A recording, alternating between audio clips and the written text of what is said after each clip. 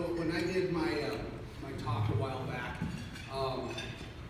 when I was working on my totem pole, I mentioned that when I first got involved in Rotary, I didn't even know what it was.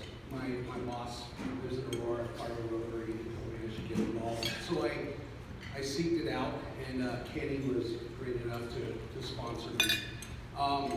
And even as I came to the meetings and I tried keeping it as a priority, I was trying to figure out things, and I had lunch with Kevin once, and we talked. And so what I'm about ready to tell you is a real personal story, but last year, about this time, or around the Christmas party, I mentioned the fact that I was going to be a grandfather. It was my first time, my first grandchild. So we were really excited about that. Shortly, a couple months later, we had found out through the doctors that my grandson wasn't going to make it.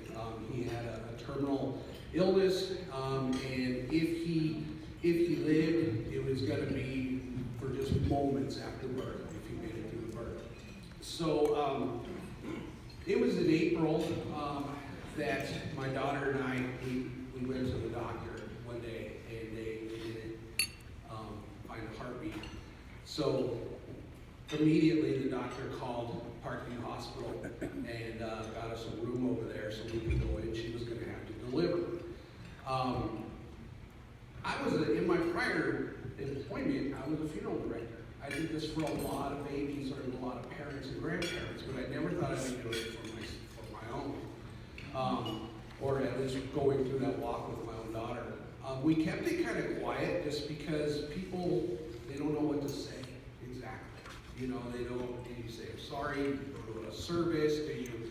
So we really did keep it quiet, but my daughter, she's doing good. The holidays have been tough for her.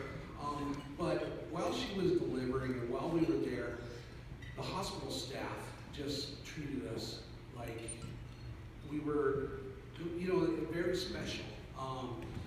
I don't know if anybody's had to experience this, but they kind of place you off very in a corner, and not disrespectfully, because they don't want you to have to hear all the babies that are being born.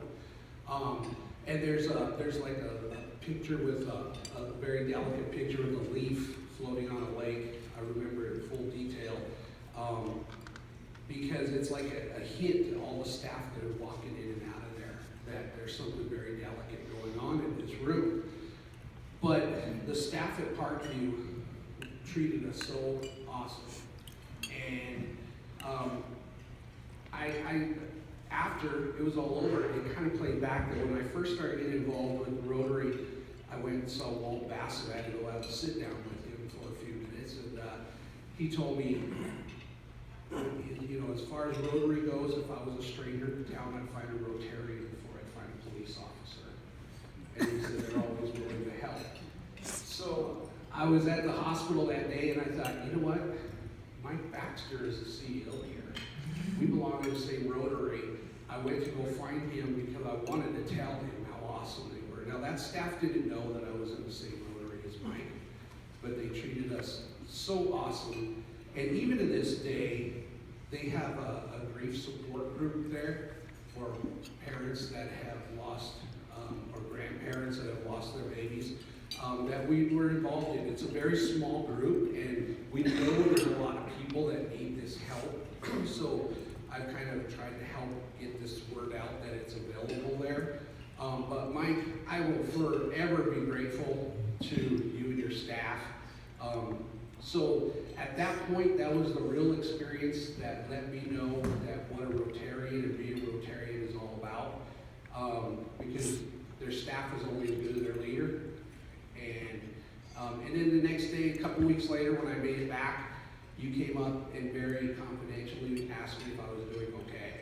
And I just wanted you to know how much I appreciate it and how that made me feel being part of the same group as you. So thank you so much. All right.